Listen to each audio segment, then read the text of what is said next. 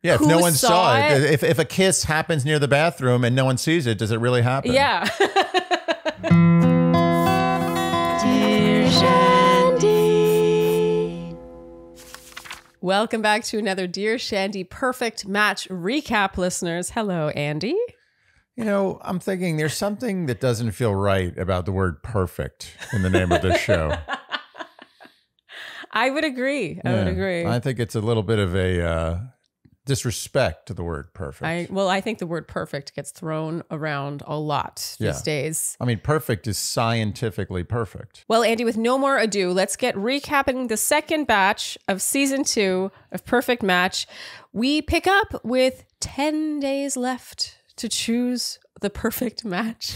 You got a big kick out of this. 10 days left. I got to say that works for Love is Blind. Yeah. It's like 10 days left till the weddings. Right.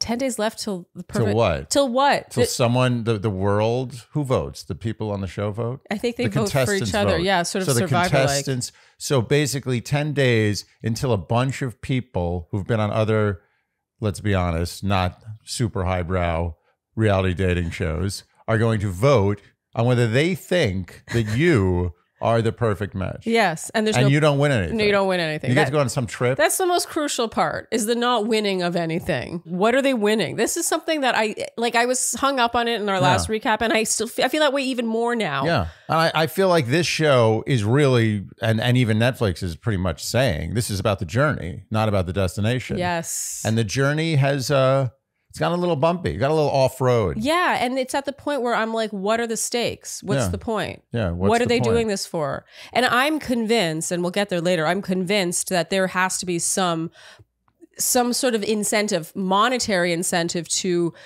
getting someone to break their match and like match with you instead. Sort of like Temptation Island. Apparently they get some sort of cash bonus if they actually tempt the person. Okay. Which is so messed up, yeah, by the way. Pretty bad. But I couldn't understand why everyone was trying so hard to break up these couples.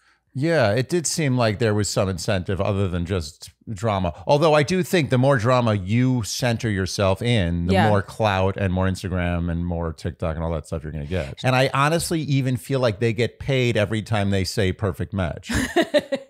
Have you noticed that? Yeah, it was like a little TM appearing. Yeah. They don't have to say perfect match. They just say it. So we pick up in episode 7 with Kaz and Micah. There was a big cliffhanger at the end of episode 6. A lot of suspenseful music to suggest that Kaz will be going with Holly instead of Micah. But we were right, Andy. We predicted that Kaz would stay with Micah. Yeah. And as much as we would have liked to have seen that, and honestly, it would have saved us all a lot of time, I think, in the long run, had he chosen Holly. No, he did not. And so Holly and Melinda leave the house. And then we see the couples wind down in the rooms. And Andy, you said, are they boning at this point or what? The next day, we have compatibility challenge number 5. And for the first time, there are no new matches. And I felt like this was where I felt things slowed down for this show. Slowed down. And I don't mean to make it sound like the couples have to betray each other for things to be interesting, but it felt very like the show had to get involved.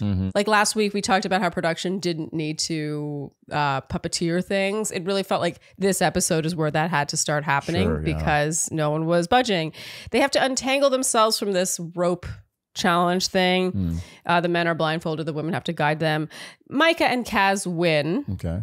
So it's second win for this couple. They're good at challenges. They're good. Yeah, they're a good team, except for when it comes to the romance. They should be on Survivor. Yeah. Yeah, better show for them. So around the house now, we have some fun footage. One is Harry asking Justin his most embarrassing sex story. And Justin says, the first time I lost my virginity.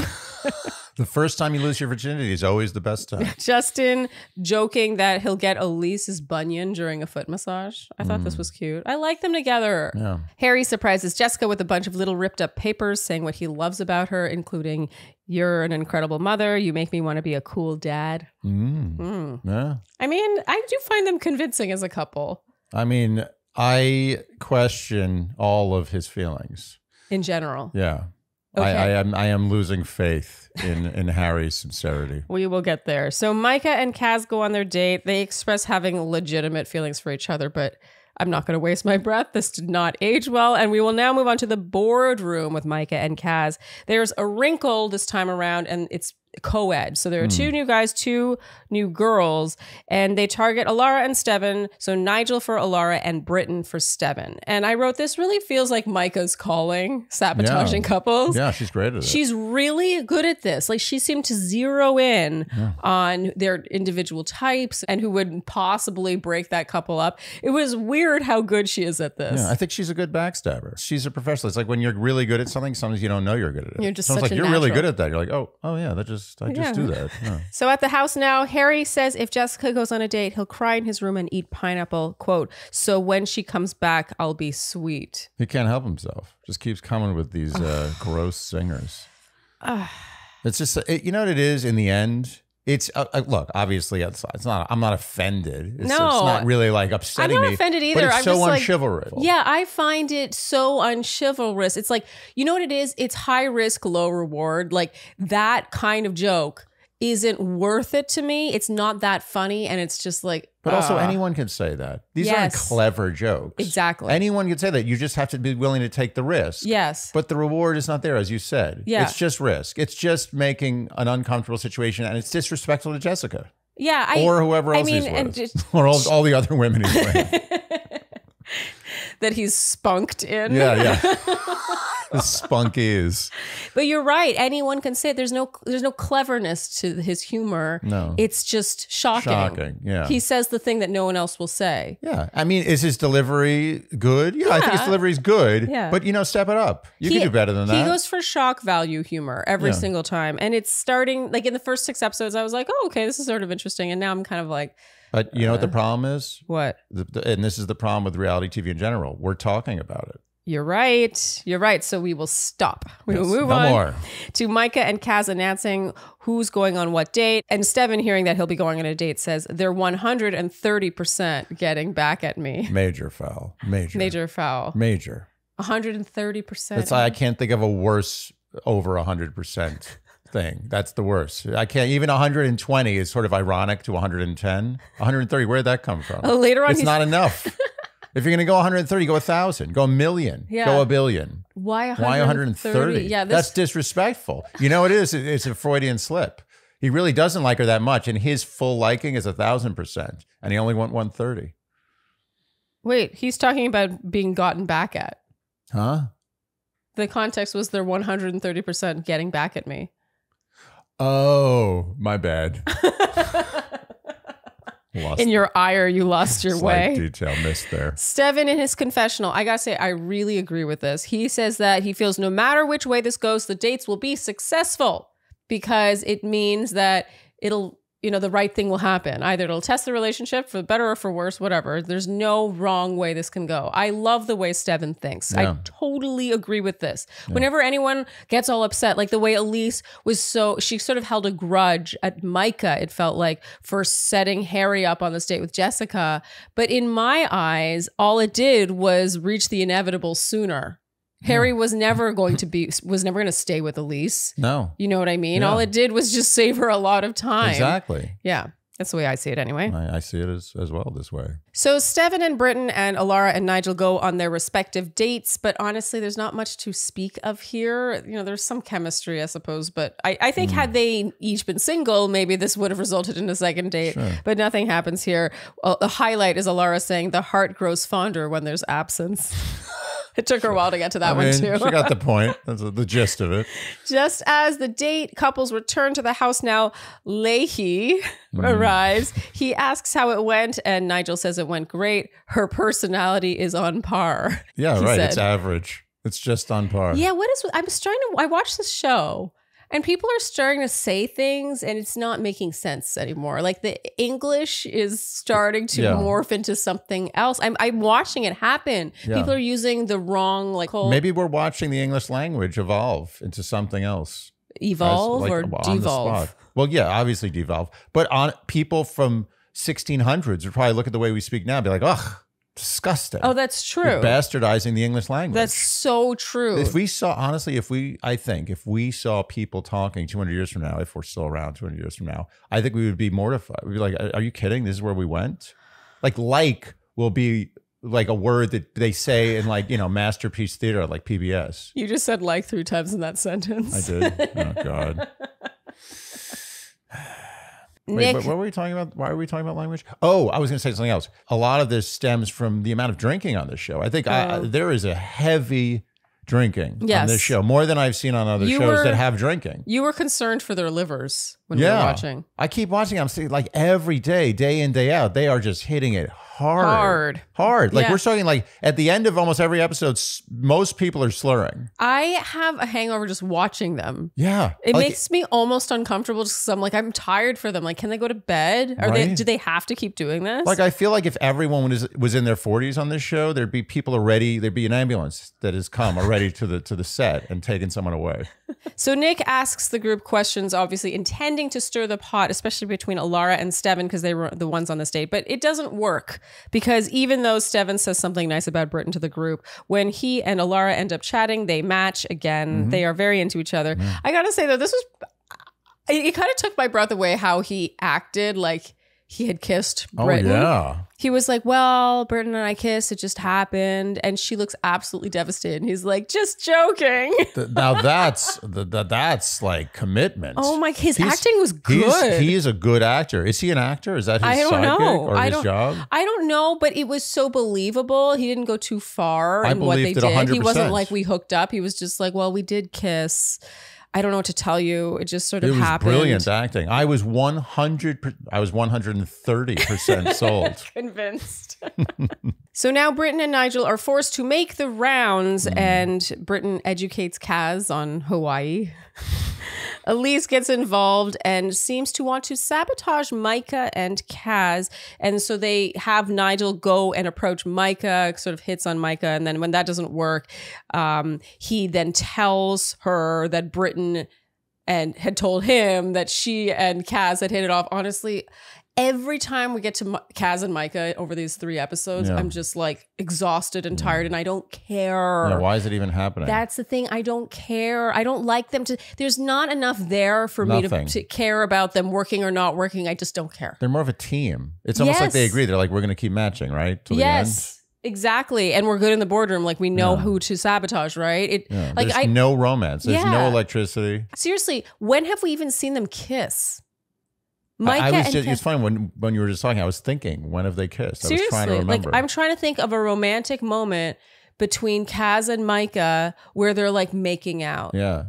Or even just sitting together, like really like embracing and smiling and laughing, like nothing. No, nothing. There's nothing there. Kaz picks up on the fact that the others are all conspiring against them and he totally explodes. He gets upset. Look, I disagree with so much of what Kaz does in this batch of episodes. But in this case, I do think he overreacted, but I would also be annoyed. Like he can hear Elise saying, how's it going, Britton? Like, you know, hitting on Kaz. And you hear Tolu encouraging Britton to like go big or go home. Like they're sort of like trying to break them up. I feel like that would get annoying right in earshot of me. And you add like 7 or 8 drinks in. And, totally. You know. So now we have our matches. Elise and Justin, obviously Tolu and Chris still. Jessica and Harry. He tells her he's fallen in love with her. And Kaz and Micah yet again after having another drunken conversation. And even this, it's just like her talking to him about how we overreacted. And he was like, oh, I was just upset. And they're like, okay, you want to match again? Yeah, I'll match again. And they just like stand up at the same time and head to the room. Like there's no affection. What I don't understand here is whether Kaz is doing this because he kind of likes Micah. Kaz is doing this because he strategically thinks Micah's a good match, or he's doing this out of pure like gentlemanliness. Like what's going on with him? Was every time he matched her, I'm like, really? Yeah. Oh, I didn't expect to go that way. And every time. Kaz is such a mystery. He just is, he kind of goes wherever the wind blows. Yeah. And it's funny because last time in our last recap when we did who we would go for, you kept thinking I would go for Kaz because I do think Kaz is really attractive. Yeah. But he's totally lost it for me. I've got to say. Like he's no longer attractive. Like I can't see him as attractive anymore. He just has no conviction. Yeah. He's just like, oh, she's hot. She's hitting on me. Oh, like he's just anything that he's just too agreeable. As you said, we don't know who Kaz is. Like honestly, of all the guys in this show, if someone said, oh, you're going to hang out with this guy, today all day. You guys are going to hang out. I'd be like, I think I know what I'm in for with most of these guys. Totally. With Kaz, I have no idea. Don't know who this guy is. Exactly. And that's not comforting from a romantic perspective. To me, that's not attractive, like in terms of a partner. Like I want to know what kind of a person you are, and I still don't know who he is. I know that he gets angry. Yeah, a little temper, and also whenever a woman shows interest in him, he seems to be very receptive. Yes. So it's very confusing. I don't even know what his type is, because pretty much any woman who shows interest in him, he's like, I think he's like Pepe Le Pew. He doesn't know what he's doing. I think he's a little bit lost. Yeah, he's in over his head here. So now there's 6 days left to the perfect match. Nick Lachey. Again, what the hell does that mean? He materializes in the middle of the day and everyone's nervous, and he sends the guys off for a boys' day and the girls off for a girls' day. And just as the boys are about to snorkel and have a good day, all the other women, so the women who have been eliminated the one newcomer, Christine, they all arrive in their bikinis. And I swear, okay, so you hear this record scratch where they're like, and they see the girls coming in. I swear they were meant to seem like, oh, all these hot women. I actually think they were bummed. Like, I think they were annoyed. Bummed. When you get in the mode after all that romance and hanging out, honestly, hanging out with the opposite sex for long enough, eventually for both sexes, it gets tiring. You're like, I want to be with my own sex for a little bit, for a break. That's just the way people are. There's girls' nights and boys' nights for a reason. Yeah. They're needed. And I think that they were in boys' night mode, and I know that feeling. Yes. Like, I'm ready. I'm ready to just be with the guys. Yes. And then women come, and suddenly women, you almost like, it's almost disdainful. You're like, women. It's like back in like 3rd grade when girls would show up and you're like, girls, yuck. It's that feeling like, again. Not now. I mean, literally, Harry had a snorkel mask on. He was ready to go. Yeah, he was about to dive into the pool. I mean, he was snorkeling into the pool. Was it Actually, you're making me question. I don't know what body of water. No, it was a pool. I don't know why he had a snorkel mask. Okay, so that was just, I don't know the answer to that part. But I felt for this whole group, they were like, oh. No. And it was made to seem like they were like, uh-oh. But they were really bummed. Just like, they were like, now we have to do this again. We have to like be on point. We have to do this whole game. We have to make sure we don't misbehave. Yeah. And I felt for them. This was shitty. Me too. And that brings us to episode 8, where the women have to do the same thing. And I gotta tell you, I cannot think of a worse nightmare for me. And I understand that it might not have been that great TV to just watch the guys hanging out with each other and watch the girls hanging out with each other. But they could have cut that to like a minute each. Like it didn't have to be a big thing. They could have had a couple of greatest hits of funny things that happened. That would be it. Yeah. But I think it would have been really healthy for both parties. And it might have made the rest of the show better for them to have some breathing room, for them to have some like downtime to just be with their own sex and just relax. I don't know why that sounds so funny. I know, it sounds ridiculous. I don't know how else to say that. Their own gender. Their own gender. Their own gender. But you can't say that anymore. Oh, you can't? Yeah, because how do you know they are all the same gender?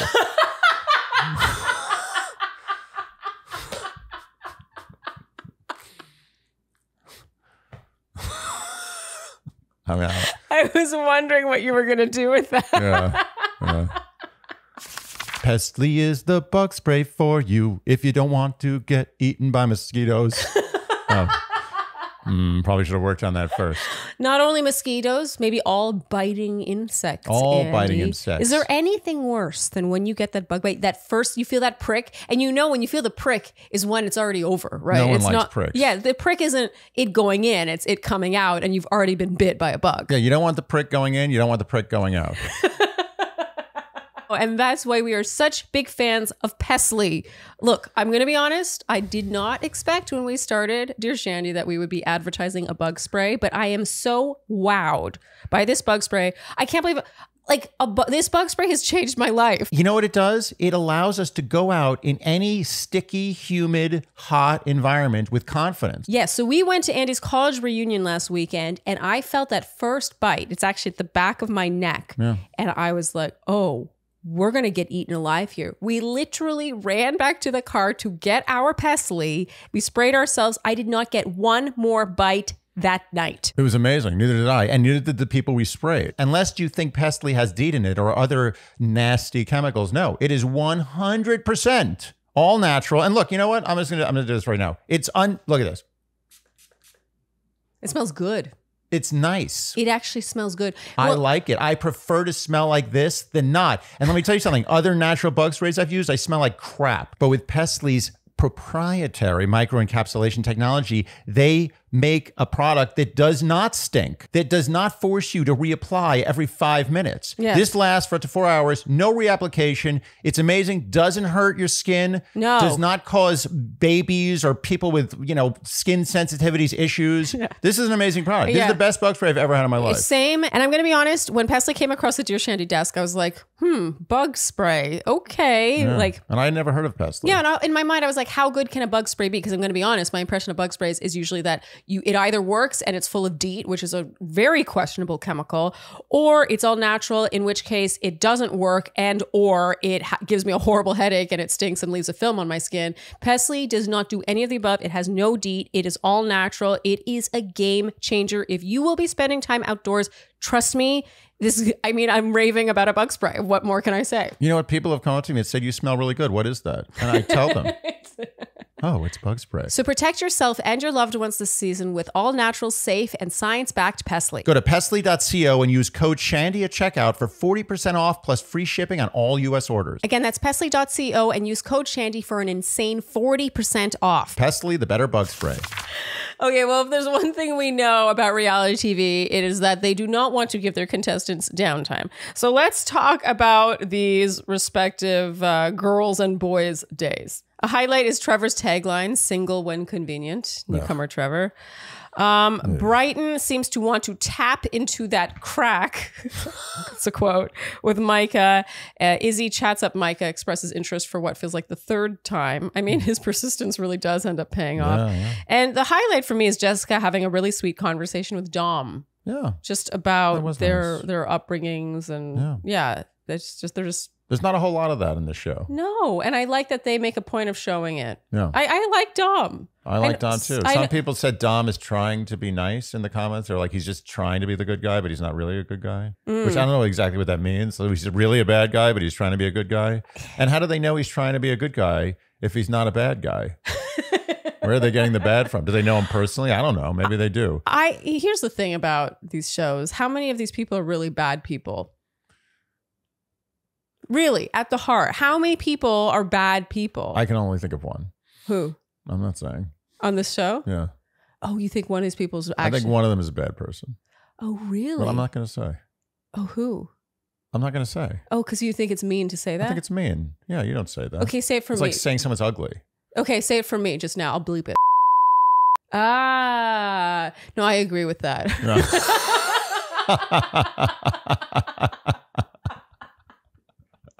And now everyone will have to guess. Yeah. You have to guess who we're talking about. Did you enjoy that? No, I agree with that. Yeah. I think that person is not a good person. Yeah. Like that person scares me. But even they can work on themselves. I believe that there's real hope for them. Yeah. I think there's a good person in there. It's just being shrouded. Yeah. Defending the person who will not be named. We've just called a terrible person. Maybe we could. Do you want us to do a whole episode like this one day?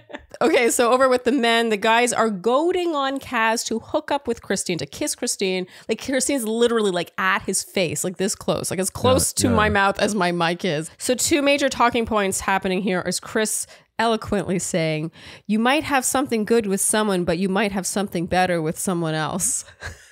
You know what?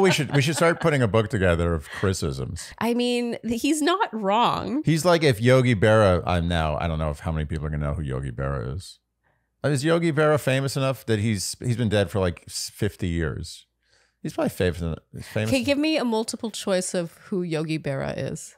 Okay, Yogi Berra is a famous politician, a famous actor, or a famous baseball player. Baseball player. Very nice. And did you guess that purely by chance? Or? No, I think I vaguely know who Yogi Berra is now that you mention. I knew he was either baseball player or actor, but I wasn't really sure, honestly. Well, he's kind of an actor in his own way, but he was a baseball player. And he was a very, very, very famous baseball player. Famous for saying kind of dumb Yogi things? Berra-isms. Like he would say, no one goes to that restaurant anymore because it's too crowded. Okay. Things like that. Okay. But I think Chris is like, if you take the poetry and eloquence out of Yogi Berra, that's what Chris is. And of course, the main talking point of this boys' day is Melinda claiming Harry kissed her.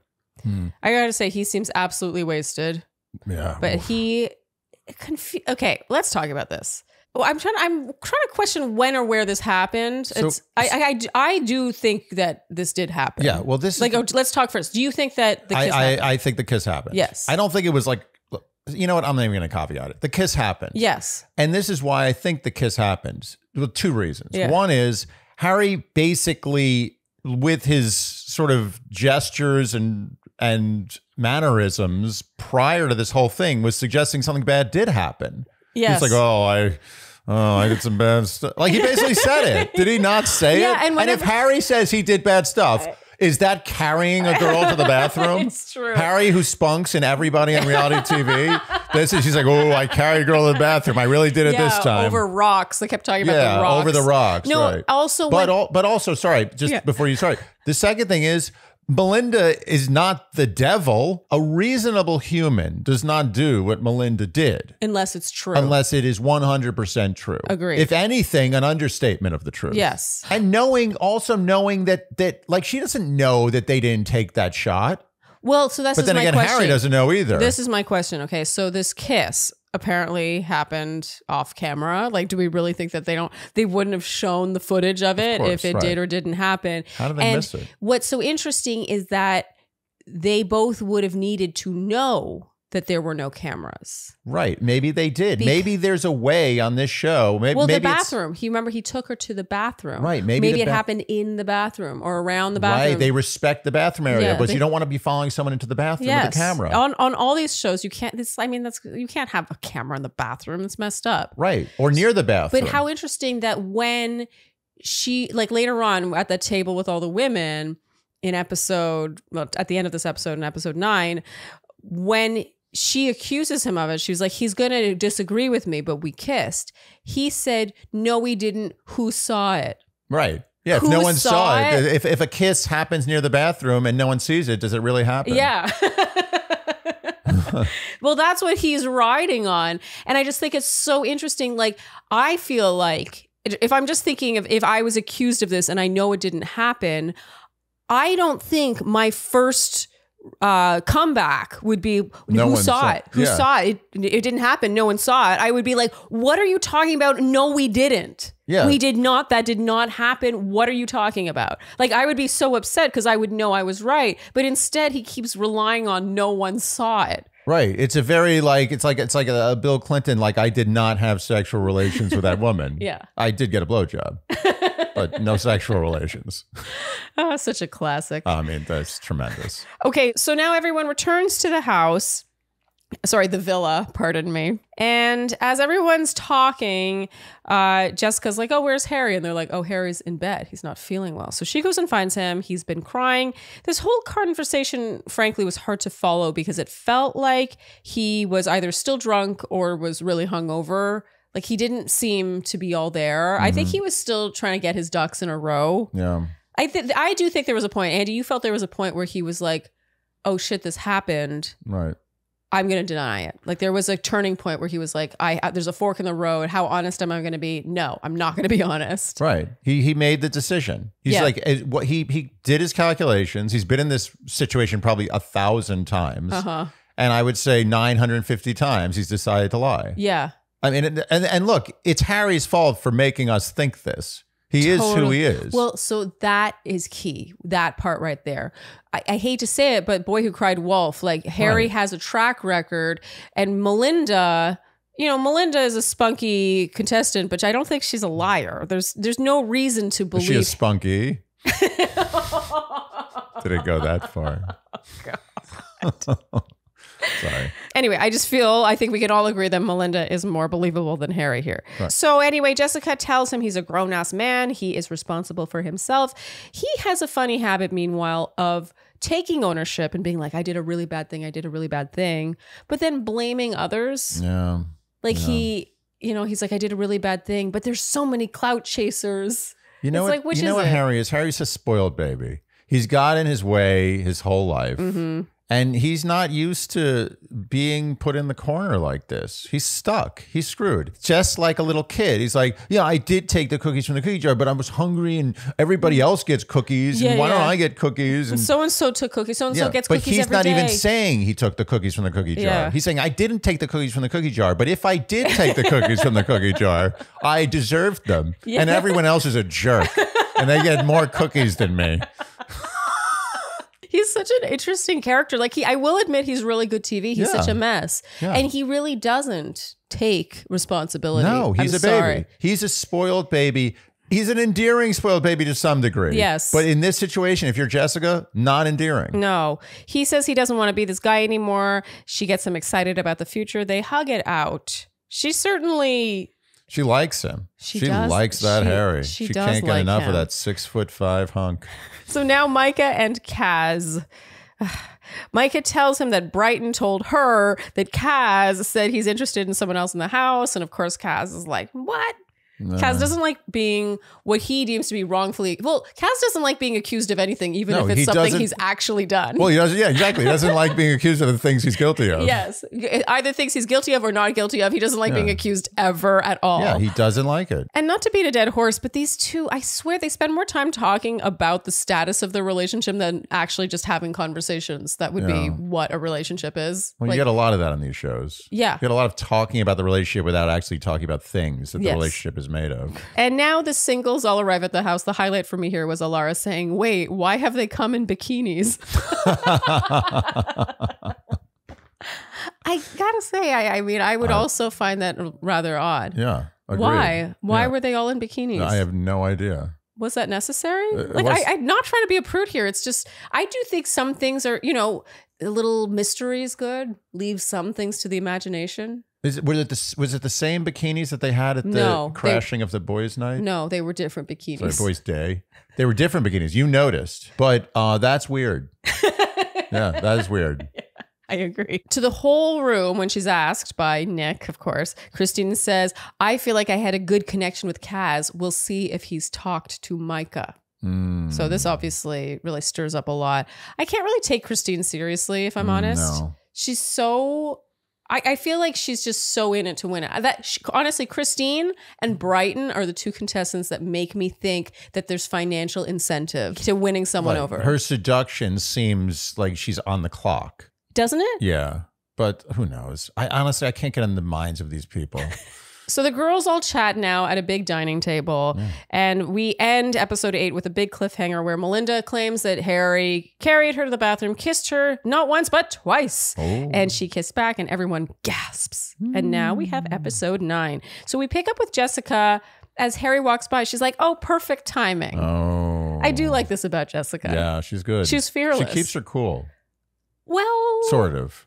I personally think this table setting was where Jessica did not keep her cool. She lost a little bit. It was the first time I've ever seen Jessica really lose her cool. She was very upset. She was. Yeah. And I think it suggested, like, as you said, she really, really does like Harry. Yeah. She's just wild about Harry. She's what? I said she's wild about Harry. I do think she's wild about Harry. Yeah? Wait, why are you saying it like that? She's just wild about Harry? Is that a reference? She's just wild about Harry, and Harry's wild about... Wait, what's that from? I don't know. There's a song. I'm just wild about Harry. It's like some song from the 40s or something.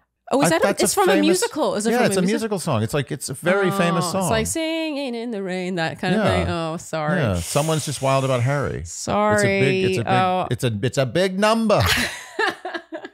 We'll see if the Shandies know what musical that's from. Is it from a musical? It sounds musical. An old-timey movie. Yeah. Okay, so Melinda, this is where she says he can say we didn't, but we did. And he's like, we didn't. Who saw it?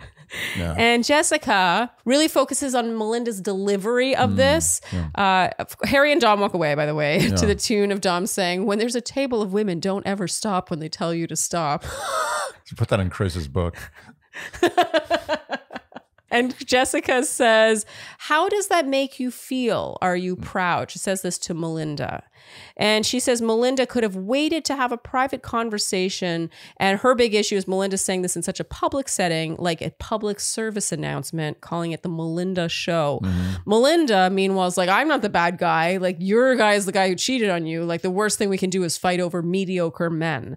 And when the others chime in, what's so interesting is that there's like a distinct line drawn in the sand between the women who are matched. Like, you hear Elise come to Jessica's defense, but then you also hear other women come to Melinda's defense, and those are the unmatched women. Right. So there's sort of like the matched and the unmatched. Right. And I do think that this was a much better private conversation to be had. Well, so let's talk about this. I feel like they both are right and they're both wrong. Like, I think from Melinda's perspective, I can understand why she'd be like, why are you coming at me? Right. Like, your guy is standing right over he walked right past his table. The person you're mad at is him, not me. Right. But I do think that, Melinda, just like the other women at this boys' day or whatever, was actively flirting with him as well.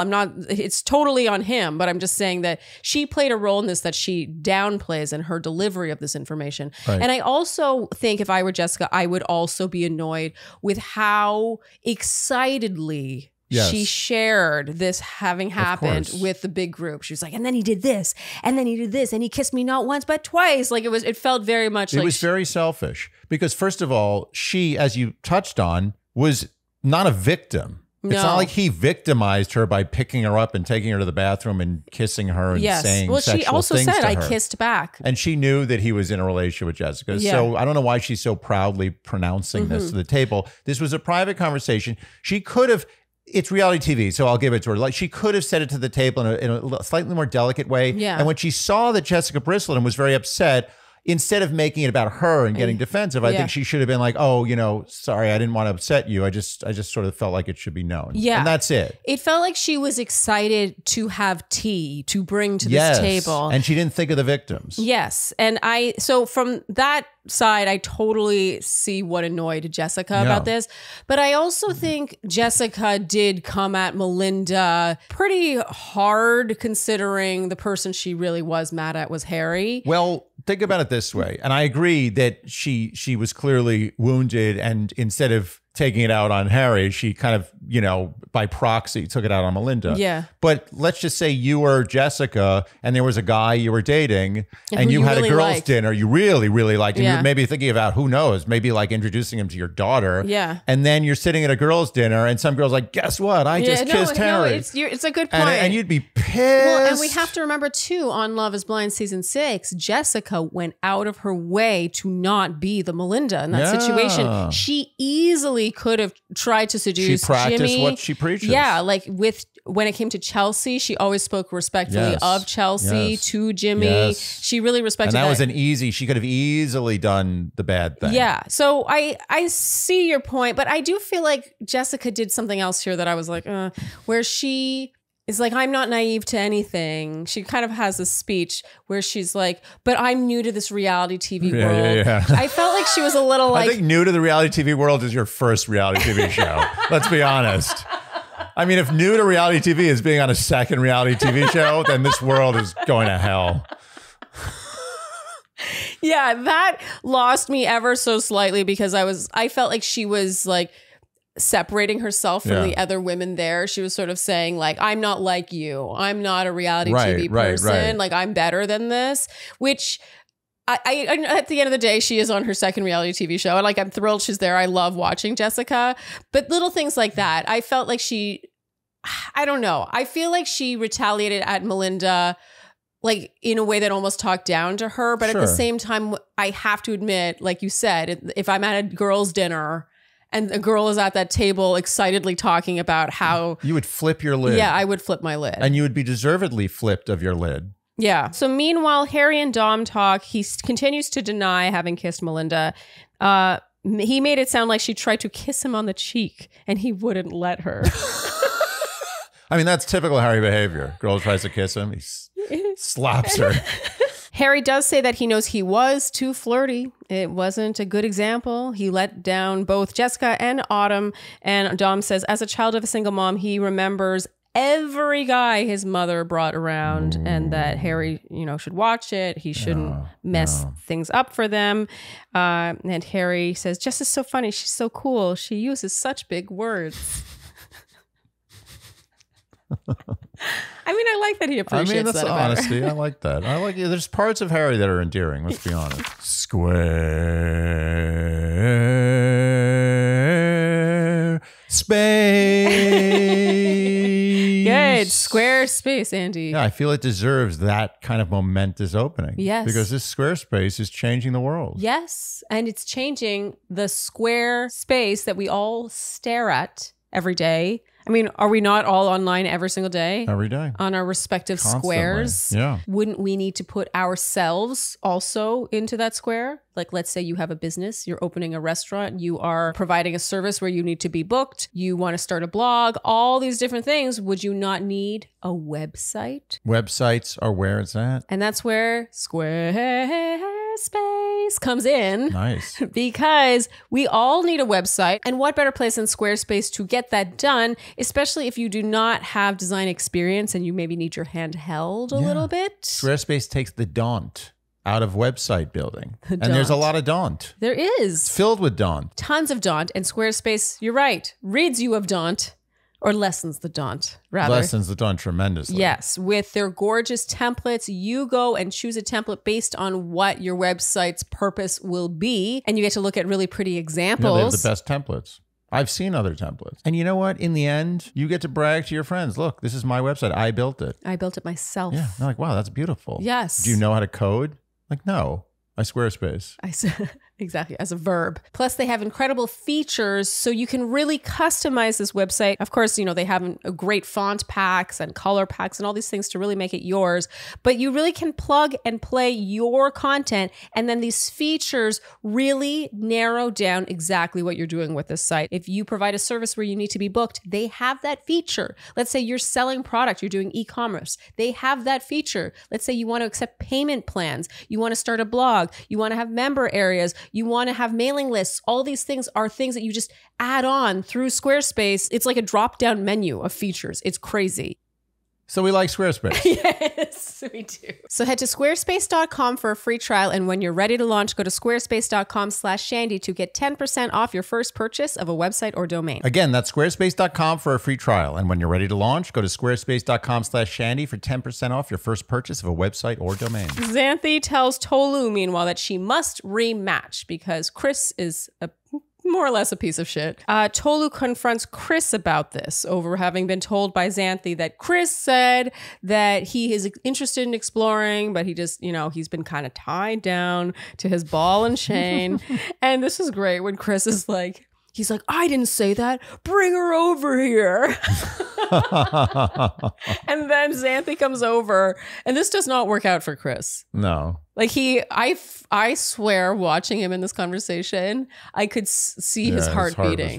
His heart was racing. He was being caught in a lie. He was not able to get out of this. I think he thought he was going to be able to talk his way out of this, but he's really actually not good at that. No. At talking his way out of things. And so he was just sort of put in his place. Yeah. Like he kind of disagreed, but agreed with having said what he had said. And then Tolu's like, okay, Xanthi, you can go. Like, that's enough. We've had enough here. It was like a referee stopping a fight. So ultimately, Tolu tells him to go be Chris.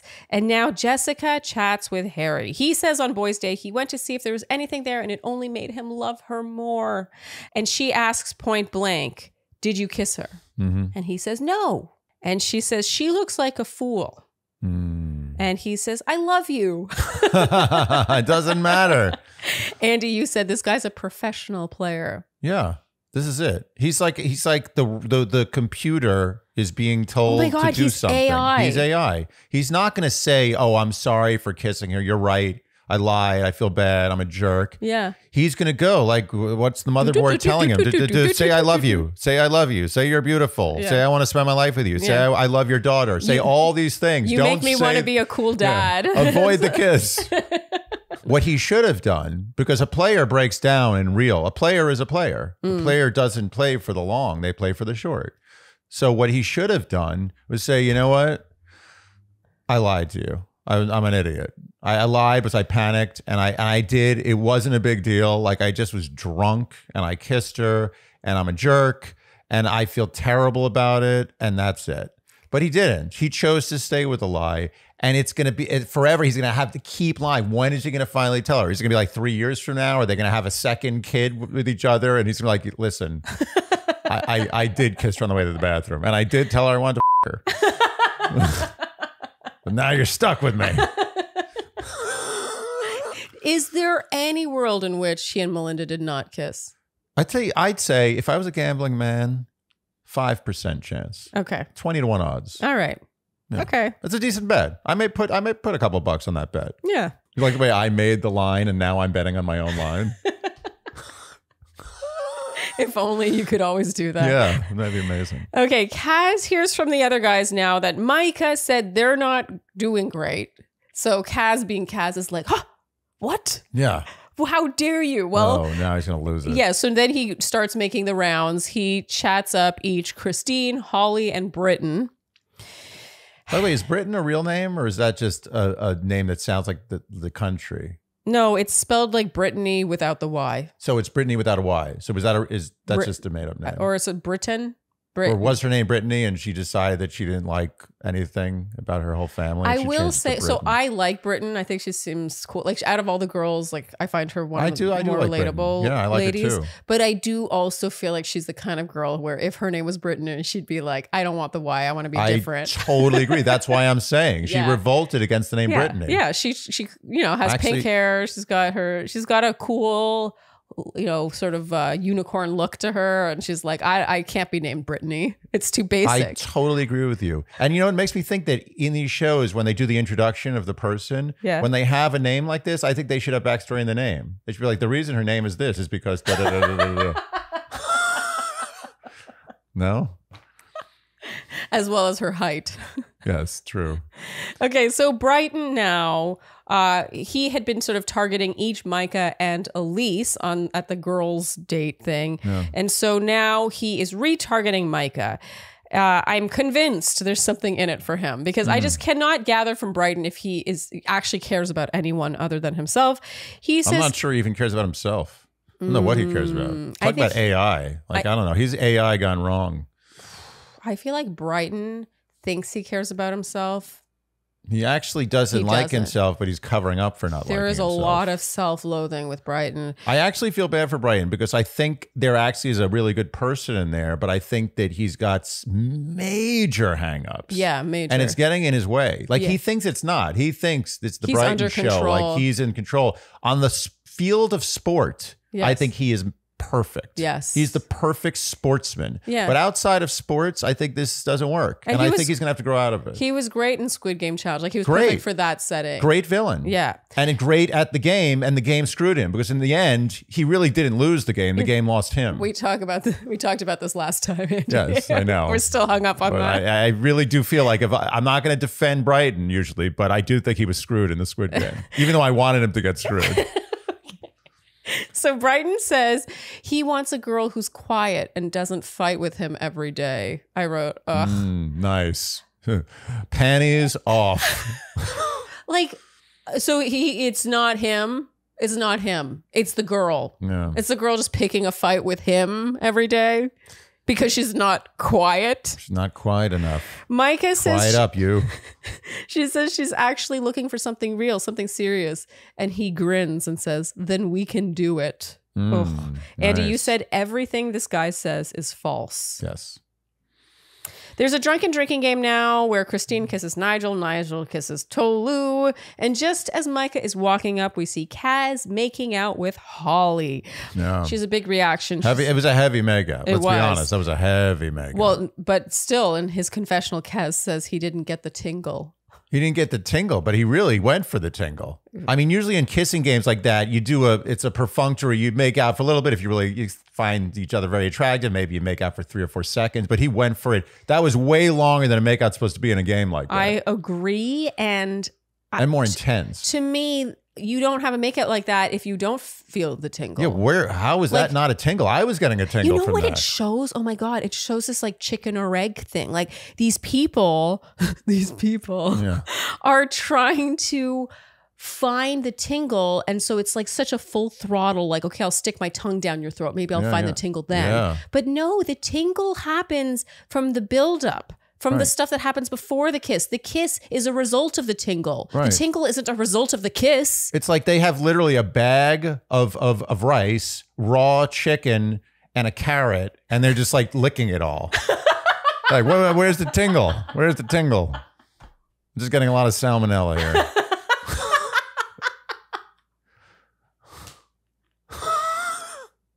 Anyway, you got to cook a meal first. That's what I'm saying. Okay, so Micah and Kaz finally chat. He somehow dismisses this makeout. He says it was just a game. Yeah. He calls it a kiss. It was just a game.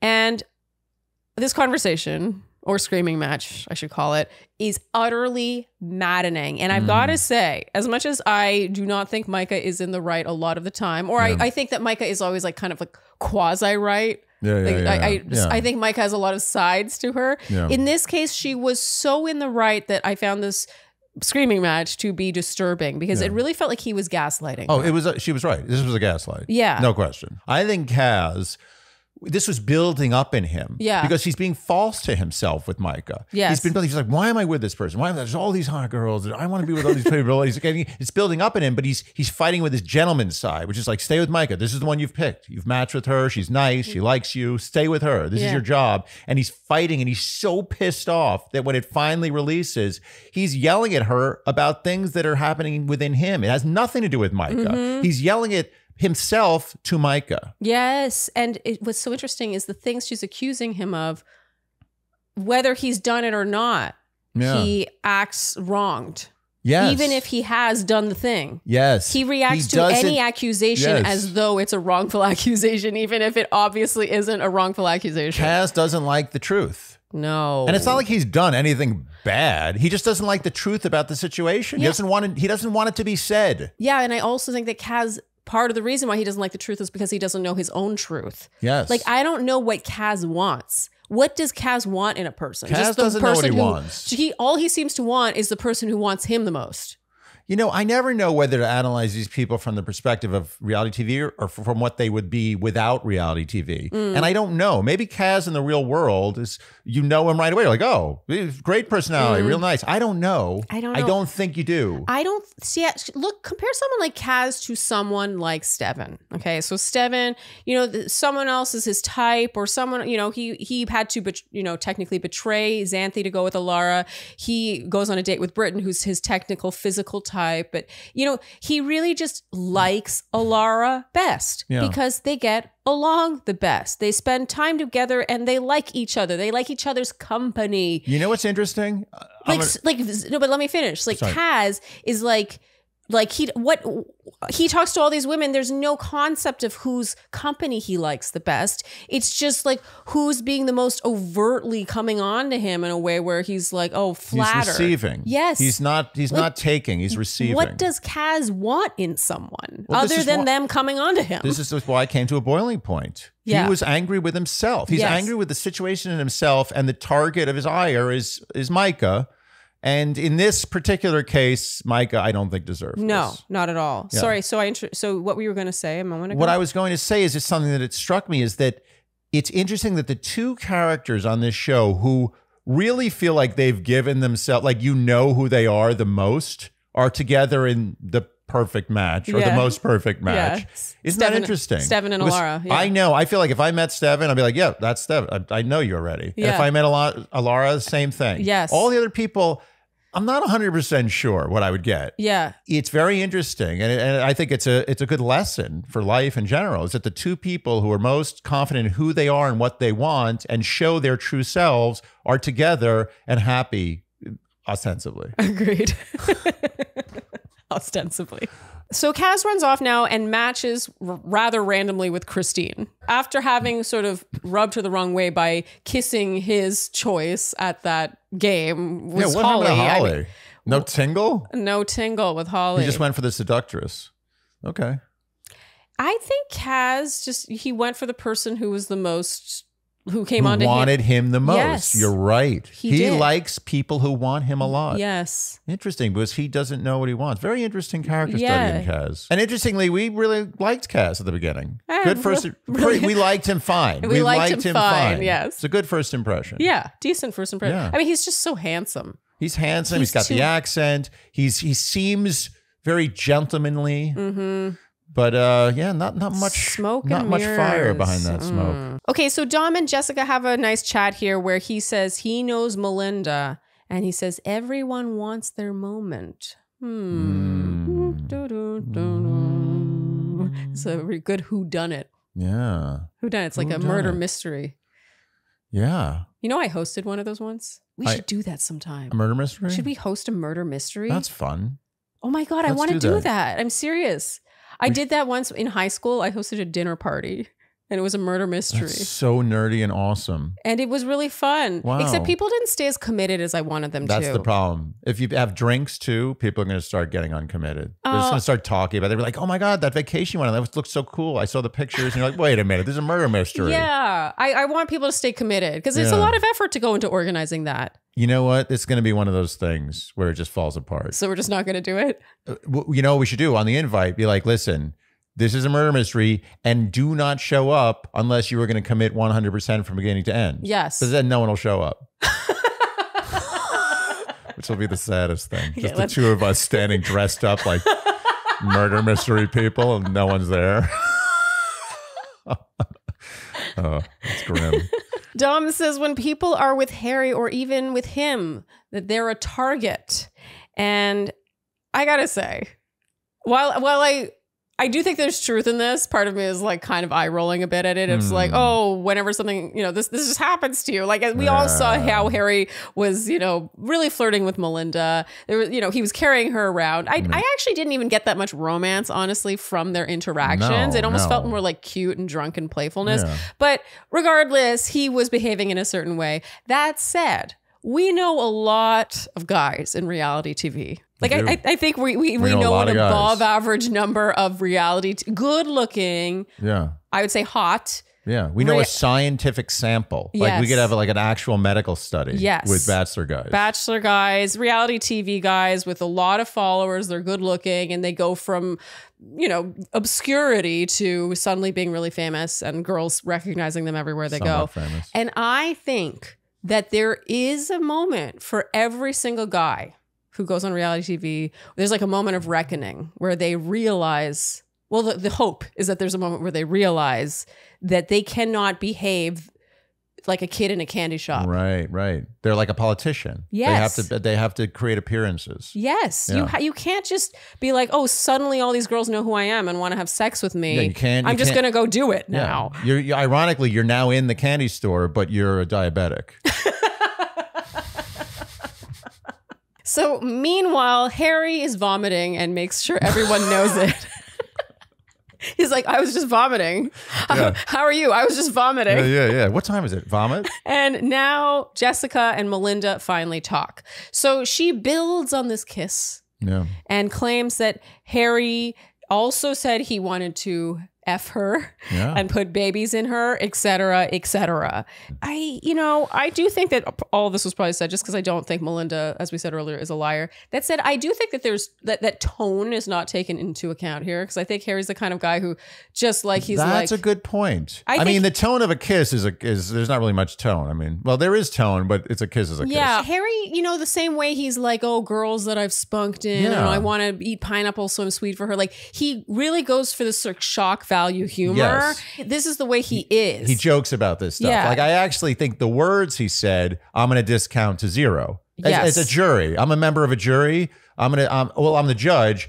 I'm going to what do you call it? I'm going to strike that evidence. I'm not going to allow the jury to hear that because I think the words can be misconstrued based on sarcasm. Maybe they didn't, she didn't get the dry humor. Or that's being stricken. Stricken. It's being stricken. I will say this about Melinda. She has a tendency to recount what happened without including her behavior in the equation. So the way she was flirty too, and she was, you know, like, you know what I mean? She made it sound like he was just saying this to me. Her. Yeah. He just came to her and assaulted her and took everything. Yeah, that's how she made it sound. Yeah. That said, I agree. I think Harry's words are basically worth nothing. Right. Follow the actions. Yeah. And so the kiss is the big issue here. The kiss and the carry. Him saying he wants to put a baby in her, or like can put a baby in her. I don't know if I'm like. I mean, he's inappropriate all the time. So is this sarcastic inappropriateness or is it real? It doesn't matter. And I don't want to sound like we're defending Harry, because I'm absolutely not. I'm just like, I want to really parse through what he's actually guilty of and what is just like general Harry-isms. Again, to go back to the trial, if we were going to charge him, the prosecutor would not mess around with the words. He'd be like, let's just charge him on first degree kiss and carry. That's it. Forget about the rest. We're going to get him on that. So Sharleen. Andy? I was noticing how unbelievably cute you look in your overalls today. Oh, thank you, husband. I gotta say, I'm very delighted. They go so well with my new Skims t-shirt. My soft, smoothing, seamless t-shirt. It goes with everything. It's the perfect basic. And I have had issues with things looking good with overalls. I mean, I've never seen you wear a Skims t-shirt where I'm just like, oh, that's not working. It's always good. It's always cute. Skims has nailed the basic, the modern basic, because, you know, we all have a white tee in our closet. Andy. Oh. But not everyone might have the perfect little white tee that brings back to life overalls that, frankly, you have not worn in maybe a year. I'm being totally honest. I haven't worn these overalls in so long because I often don't have the right thing to wear with it, the right basic. And now I'm wearing them again. That is the power of a good basic. So Skims basics are so good that they've created opportunities for other outfits that you have that you wouldn't have worn otherwise. Yes. Wow, 100%. That's a strong basic.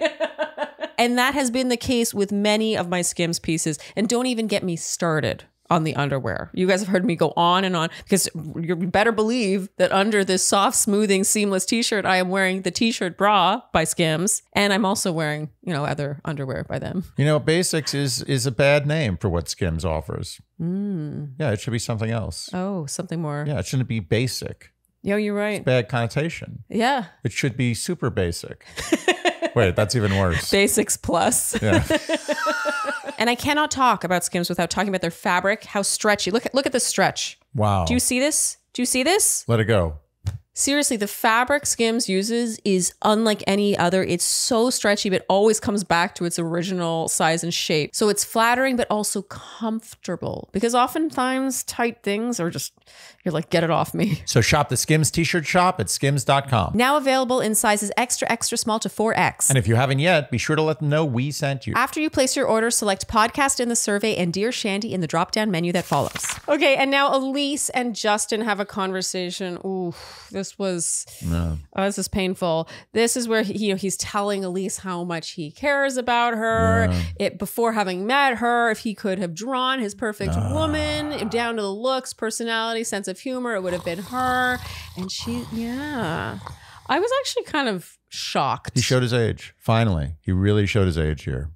Well, so did she, can I say? Yeah. Like, so you think he showed his age in that he showed his cards too quickly, or what? I think he showed his age in the sense that he didn't see the real signals that she was drifting, and he came on way too heavy for that juncture. And sort of a little too broad too. I do think that there is a type of woman who, having received all this, would have been like, oh my God, we're getting married, I love you. Yeah, but that's not the type that Elise is. No, and he should know that by now. I agree. And if you lay that on, when you lay that kind of stuff on, you lay that on at a time when you are 100% sure that's going to be received well. And the only fault you would have is that you were too vague. Yeah. You're like, oh, you could have done better, a little more specificity next time, but I received it. Yeah. He should have known, and I think this was his age, that Elise was drifting, that those words were not appropriate for that time. And Elise also, to credit her age, her youth. I think Elise showed her age, which is that she didn't value what he was saying and being so seen. And, you know, like, I really feel like Justin sees her for who she is. Okay, so it might not be more like up and down. And, you know, I feel like she's maybe used to this sort of like push and pull, like you know, that little bit of toxicity that I think it shows age when you still are turned on by that, and that's something you're seeking. Yeah, and they're both kids now. Yes. That's the conclusion. And I do think, to give them credit, it's possible that there wasn't that spark. Like, we can't just say because he's really good looking and cool and she's really pretty and cool, they should be together. Maybe there wasn't a spark. Justin saw it and Elise did not. And so Elise now goes and very shockingly, I've got to say, matches with Brighton. I did not see this coming. I can admit it. When Brighton first set his sights, I got to give Brighton credit. You know, like Brighton. Absolutely. Brighton knows who to target, and it's eerie. He sees he's a great sportsman. He sees the playing field from above. Yes, I never would have thought the opening would be Elise for him. Like, I think Micah, okay, that's obvious. But Elise, he really? smelled something. He smelled something. Yeah, and he pounced. And he smelled the blood in the water. I also think he might have smelled that Elise might be a tiny bit of a clout chaser. Oh, so you think... a little cloudy. You think that... you said actually, Andy, that when she matched with Brighton, you said she's doing this as a business transaction. I'm starting to feel, and this is no disrespect, because let's face it, this show is, this is what? It's, I don't know. You know what it is. Anyway, the point is that I respect being on this show in a business transaction. Yes. I respect treating this like a business. Okay. And I think Elise, I'm starting to realize that Elise may be treating this since Harry, and maybe before Harry, but look, Harry was the best business decision, right? Let's face it. Yeah. Best business decision. Totally. You couldn't have been with someone better for clout. Yeah. And then Harry didn't work out. And then who does she go for? She goes for the next guy, in my opinion, who seemed like the best business decision. Then she realized that there's a better business decision out there, and that's Brighton. I think that she's So you think she just it. wanted the camera to be on her more, and she recognized that just being in a happy relationship was not going to do that. And I think for one single moment, she thought that genuinely there might have been something with Harry. I actually think she felt something a little bit, but it was brief. Yeah, but she likes that chase. She likes the chase. That, Elise, I hope she grows out of that, because look, I get that she obviously was missing something with Justin, but it should not be a turnoff when a guy lays his whole deck out and it's just like, look, I really like you. I've been looking for someone like you for a really long time. I know. Like, whenever a girl's like, oh, right. I'm like, that's something you should grow out of at some point. She's still young. She's young. Let her live her life of going after the bad guys. Yeah. It's fine for a while. Yeah. All I'm saying is that I think Elise showed her age here more than Justin did. It's a good point. Certainly between the two of them, Justin was the good guy in this situation. Yes. Whether he showed his age or not. Well, absolutely. And even when he left, so he leaves the house when he finds out that they matched, and he refuses to hear her out. He just leaves. And you felt that he acted like a baby. Acted like a baby, but I understood. I've been there before. I know the feeling he was having. He felt really just betrayed. Yeah. And he was pissed off, and he had a temper tantrum, and he left. And I respect that, although he could have probably reined it in a little bit more, but I don't think he needed to. He didn't need to. I don't think Justin did anything wrong. Oh, he didn't do anything wrong. I just think he could have, again, speaking from a business perspective, he could have hung out for a little while longer. Oh, yeah, he could have matched with someone else, but it also shows that his mouth really was, he had put his money where his mouth was. He really meant what he was saying. There was no one else there for him. Absolutely. And in the end, his temper tantrum was probably the honorable thing to do. I have to add one more thing about Elise. And the reason I'm hovering on the two of them so much is because I really did see it with them. Yeah, like, I was really fooled by them. Too. I thought there was also a possibility that this was Elise's ultimate revenge on Micah. Yeah. Because Micah was looking to, it was obvious that she might match with Brighton. Yeah. And Elise has had it out for Micah ever since Micah set up Harry on a date with Jessica. Yeah. And so I feel like she just wanted to take it from Micah. All the more reason why she's playing the game. Business transaction. Okay, so finally, Micah, distraught that Brighton is matched with Elise, reluctantly matches with Izzy, and it's very unromantic. I mean, I think they both acknowledge that it's unromantic. Yeah. Yeah, it's a She didn't even hide it. She was like, yeah, I just want to be with someone who, like, I feel is a good person, and like, and I feel safe with. Like, do you want to match? But it's not even a secret on this show. Like, this is clearly a game to stay on as long as possible. In other shows, not to, use Bachelor in Paradise as an example of, the shining light on the hill. But in that show, people do leave when they feel like their partner is not into them and they're sad. Yes. They just leave. They don't always leave, but usually they do. And in this show, it's just like, who's left? It's like who's going to match with me? Like I want to stay around. Musical chairs. Yes. That's not, to me, this isn't a dating show. This is Survivor meets a little bit of dating. Yes. Which is fine. It's a show. Totally. But let's not make this something it isn't. When they vote for who the perfect match is, and look, if it is Stefan and Laura, which I think it will be, yeah, great. I think they're a good couple. Will they last? No. But the point don't is, think so? no, absolutely not. Oh. No way. It's not going to last. Oh, but they're so cute together. They're so cute, and they will be very cute for 6 to 12 months, max.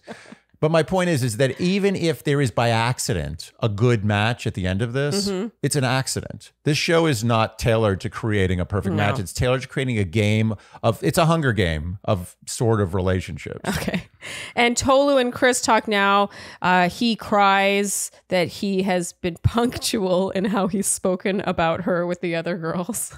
What? Like this is another example of like, was that English? What is that? Like, oh yeah, her personality was on par. Like, what are they saying? I don't know. Seriously, what is he saying? What does he mean? Maybe, as I said, the language is evolving before our eyes, and we're being left behind. Yeah, we're the ones living in the past. Yeah. They match because she still really likes him, and he seems to still really like her. That's sweet. Yeah. Yeah. I don't know if that's, I mean, that's not going to last either, but. I do not think that's going to nice. last. I'll be shocked if that lasts. Okay, and Alara and Steven match yet again. Finally, Steven gives Harry a pep talk that he needs to grow up, which leads to Harry and Jessica chatting. This is our big cliffhanger of episode. You know what I liked about that pep talk? Stefan admitted that he also is a man-child. Yes. Yeah, and I would take advice from a man-child telling me I'm a man-child more than a non-man-child telling me I'm a man-child. Absolutely. Steven really showed a lot of maturity and self-awareness. Ironically. In this. Yes. Yeah. He said, you're a man-child, and I can say this because I'm also a man-child. Amazing. Yes. Yeah. And also he's like, and I've made it work for myself. Yeah. And I don't think Stefan's a man-child. I just think he's a guy who likes to have fun and sort of act like a kid. That doesn't make him a man-child. What are you calling him, Stefan? I don't know what the hell these people's names are. They don't make sense anymore. These names didn't exist when I was a kid. Okay, so Harry and Jessica chat. Jessica says, I am in literal pieces. Oh, I don't know about that. I hope not. And he says, for some reason, God decided to make me vomit. He's just God waking up one day. He's like, what do we got today? That guy, vomit. Jessica says, not God. I love how he just can't stop mentioning his vomiting. Yeah, he loves that. He really feels like, I think his way of getting out of this is just vomiting all day. Well, he does it all the time. I mean, when you say he acts like a baby, it's true. He cries, he goes and pouts. Yeah. I honestly, part of me wondered if he actually vomited or if he just pretended to vomit. Because there's no cameras in the bathroom. He's just like followed to the bathroom and you hear him going, So basically, anytime he's so smart about reality TV, he knows that anytime he does something that he doesn't want people to see, he just goes to the bathroom. Yeah. Yeah, he knows the bathroom's off limits. Yeah, totally. Yeah, so and in this case, he like made his face all red and kind of wet and disheveled looking. Yeah. And he's like, I've been vomiting. I will say he did look like he lost about 20 pounds in a couple of scenes. Okay, so that is our cliffhanger, is him groveling. And what will Jessica do? What do you think Jessica will do, Andy? Jessica will stay with him. I agree. I think Jessica, they made it seem like she's not going to, which makes me think she is going to. I also think Jessica really likes Harry. Yeah, I also think that there was some physical chemistry there that we did not see that cannot be denied. And I think both of them are drunk on it. Yeah, I think they're both high on the sex with each other. And I think it was very good. Yes. And I would like to see it. You can't make an assessment until you've seen all the evidence. Yeah, I want to see the perfect match OnlyFans.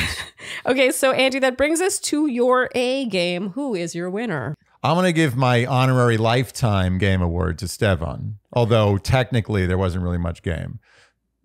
Yeah, he was like a game. He had good game in life. Yeah, his life game is good. Yeah. The two, and I really don't like to do this, but I think I'm going to give with a very, very heavy heart the A game to Brighton. Ooh. That's really? brutal. Can I do that? No. You can do it. I don't want to do that. Yeah, but I mean, we have evidence to suggest that he has good game. I mean, he got his way back in the house and he didn't even do it with he didn't even tap the crack. He didn't tap that crack. Yeah, with Micah, I think he did it with a far more challenging candidate, meaning Elise. Yeah. And he sniffed it out. Like, I got to give Brighton credit as much as he gives me the heebie-jeebies. Yeah. He knew who to go for, and there is game in that. Sure. And I could give it to Christine, but I honestly, it's so heavy-handed. It's like, is that really game? No, they both deserve some sort of game. I guess she deserves it. But in the end, I think the definition of game in this setting is bastardized a little bit because this truly is a game. Yes. Because the relationships, sleeping with people and finding short-term relationships and long-term relationships is a game, but so is life. Yeah. Like, this is really a game. Totally. This is a sport. Okay. And I don't respect the game here, but it is game nonetheless. Okay. And my best dressed, I will admit I wasn't really paying attention. Oh, no. But I don't know how much people cared about my best dressed. People weren't wearing much. Yeah, I honestly wasn't paying attention because it was really mostly bikinis in these 3 episodes. So I'm going to just by default go with Elise because I know she has the best style. I know that whatever she wore, I would have liked it the best, but I just truly wasn't really paying attention. Sorry. No, it's okay. And now who we would go for, Andy? Who would you go for? I'm going to switch it up from Elise to Alara. Oh, I respect that. Yeah, because Elise is. You were considering Alara last week. I was. She was your runner-up. I think I'm going to go with Alara. Okay, she seems the most down to earth, fun, reasonable. Like, I know who she is, and she's funny and she's fun. I was like, what's not to like about Alara? Yeah. Okay, so who do you think I would go for? Ooh. You're going for Stevan. Yes, I am. Stevan. What is it? Stevan or Stevan? Stevan was just such a standout. Like, he's such a star. The two of them together are the palate cleanser of the season. And it just inherently makes them your type, even if they're not your typical type. Like, you were making fun of me last week for saying Stevan as my runner-up. You were laughing about all the tattoos and everything, but like, I like Stevan. I do. Yeah. He's the best guy, period. That's why I call him Stevan, because he's risen up from Stevan. Okay, well, Andy, that is a wrap for this recap of episodes 7 to 9. If you enjoyed what you heard today, you know what we will ask of you, and that is to like, subscribe, hit the notification bell, follow us on Instagram and TikTok, leave us Apple and Spotify podcast ratings and reviews, tell your friends, and generally do all the things you would do to support a podcast you enjoy. Thank you so much for tuning in, and we'll see you next time on Dear Shandy. Bye-bye. Dear Shandy.